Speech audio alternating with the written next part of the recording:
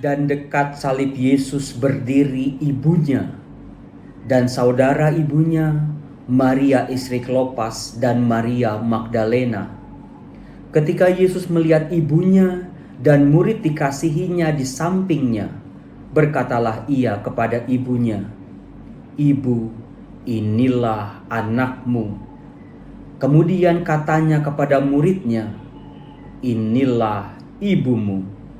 Dan sejak saat itu, murid itu menerima dia di dalam rumahnya.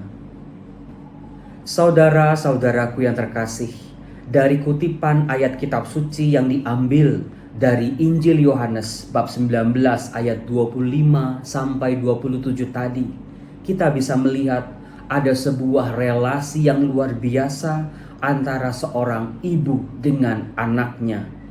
Kita bisa melihat sebuah kasih tanpa batas, kasih tanpa akhir, sebuah pengorbanan, sebuah cinta dan rasa hormat di antara keduanya. Seolah-olah hanya Tuhan Yesus dan ibunya yang tahu betapa dalam relasi itu, bagaimana pengorbanan yang telah mereka lakukan yang satu dengan yang lain. Saudaraku yang terkasih, dari sini kita bisa belajar dan melihat langsung di puncak Golgota hati penebus yang begitu mengasihi, mencintai, dan menghormati ibunya sampai akhir. Demikian juga di puncak Golgota ini kita bisa melihat sebuah kasih seorang ibu yang tanpa syarat, tanpa batas mengasihi anaknya sampai akhir, apapun dan bagaimanapun situasi yang dialami oleh anak yang dikasihinya. Saudara-saudara, dari sini kita bisa belajar banyak hal, entah kita sebagai anak, entah kita sebagai orang tua. Apa sebabnya? Karena akhir-akhir ini sudah semakin banyak relasi-relasi yang rusak antara anak dan orang tua. Masing-masing pihak merasa kecewa, merasa tidak puas, dan merasa marah dan putus asa karena sikap, tindakan, dan kata-kata yang dilakukan oleh pihak lain, entah anak kepada orang tua ataupun orang tua kepada anaknya. Ada semakin banyak anak yang merasa kecewa dengan orang tuanya, menganggap orang tuanya tidak becus, tidak adil, dan tidak bertanggung jawab dalam menjalankan perannya sebagai orang tua. Entah keterbatasan waktu, keterbatasan ekonomi, tidak mampu mengungkapkan rasa cinta dan sayang kepada anak-anaknya.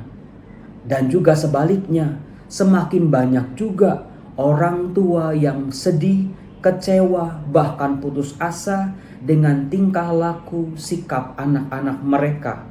Anak yang sudah mereka didik dengan luar biasa, dengan jerih payah, keringat, air mata, bahkan tetesan darah sekalipun, di mana orang tua merasa sudah mengorbankan seluruhnya untuk anak-anaknya, tetapi hasil yang mereka terima di saat mereka menjadi tua dan renta sungguh jauh dari harapan mereka. Saudara-saudaraku yang terkasih, kalau begini keadaannya, apa yang harus kita lakukan? Cara pertama yang bisa kita lakukan adalah kita tidak perlu mencari pihak-pihak yang salah. Yang sudah berlalu, biarlah berlalu. Masih ada hari ini dan hari depan, di mana kita bisa memperbaiki relasi-relasi itu. Mungkin ada orang yang berpikir, Romo, sudah terlambat, sudah tidak ada harapan, sudah tidak ada kemungkinan lagi tercipta kasih di antara anak dan orang tuanya. Tetapi saudara-saudara, lebih baik terlambat dan mencoba daripada kita menyerah dan tidak bisa berbuat apa-apa. Saudaraku, sebagai orang beriman, belajarlah dari relasi antara Yesus dengan Maria, bagaimana kasih di antara mereka.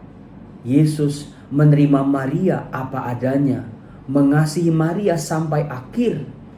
Perhatian dan kasih yang dilakukan oleh Sang Penebus kepada ibunya ini bahkan bisa menerobos batas waktu di mana Yesus menitipkan ibunya kepada murid yang dikasihinya.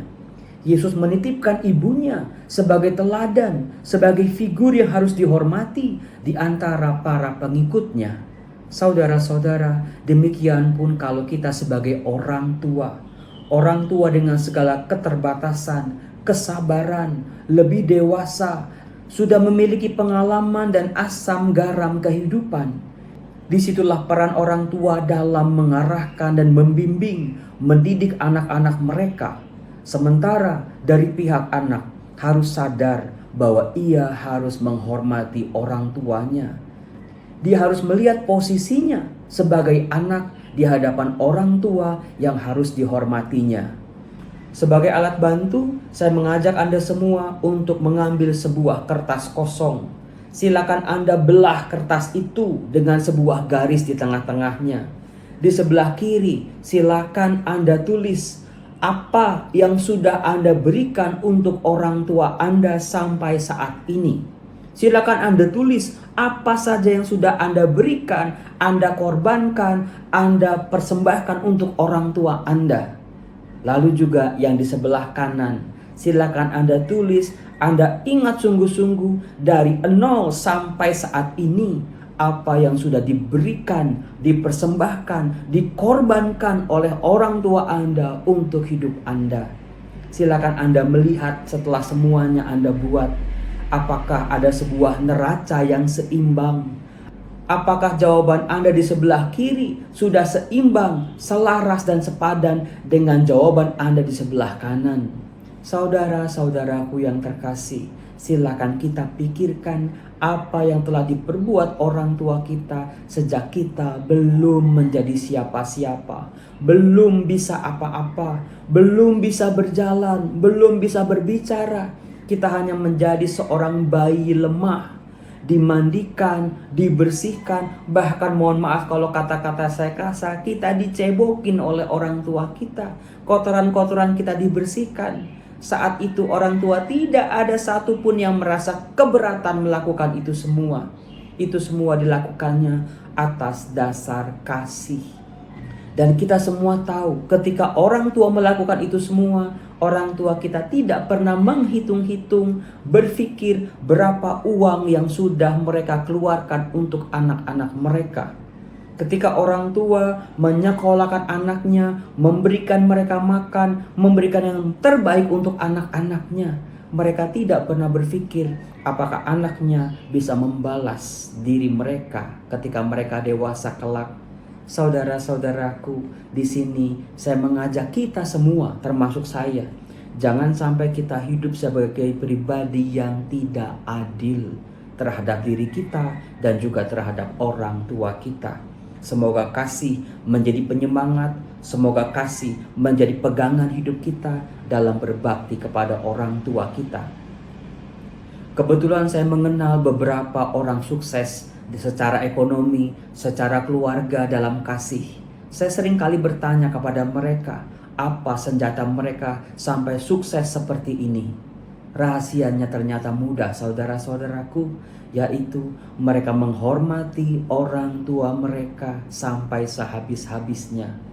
Di satu sisi saudaraku, sebagai orang tua, kita juga harus banyak belajar. Jangan pernah berhenti belajar menjadi orang tua, menyelami hati anak, menyelami pikiran anak, termasuk segala keterbatasan-keterbatasan mereka. Maka jadi orang tua, jangan terlalu banyak menuntut. Apa yang diomongkan, apa yang dikehendaki, apa yang dimaui harus dijalankan oleh anak.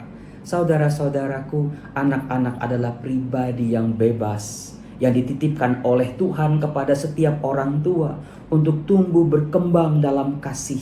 Jangan sampai kasih dan kebaikan yang harusnya ada dalam keluarga menjadi tergerus dan hilang, sehingga tidak ada kasih di tengah-tengah keluarga dalam relasi antara anak dan orang tua.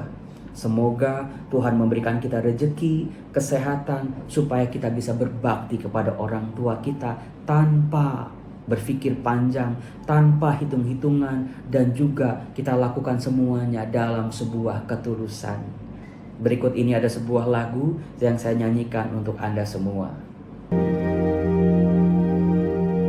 Di dalam doamu, Kau sebut namaku di dalam harapku, Kau sebut namaku di dalam segala hal. Namaku di hatimu,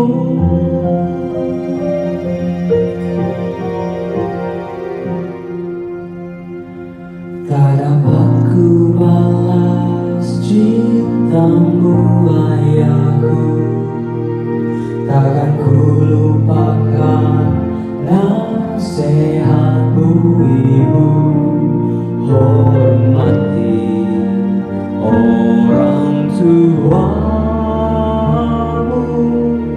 agar lanjut umurmu di bumi. Terima kasih ayah ibuku, kasih sayangmu padaku,